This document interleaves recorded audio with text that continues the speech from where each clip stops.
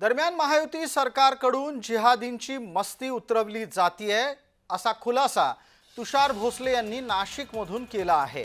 त्याचं निमित्त घडलंय त्या परिसरामध्ये असलेल्या एका अनधिकृत दर्ग्याच्या वर झालेली कारवाई। तुषार भोसले यांनी अहिल्यानगर परिसरातील कोल्हार गावामध्ये गेल्या अनेक वर्षांपासून अतिक्रमण करून उभारलेला दर्गा कसा ध्वस्त करण्यात आला याचा तपशील सादर केलाय। प्रशासनाने दर्ग्याच्या विरोधात झालेल्या कारवाईची तपशीलवार माहिती तुषार भोसले यांनी समोर आणली आहे।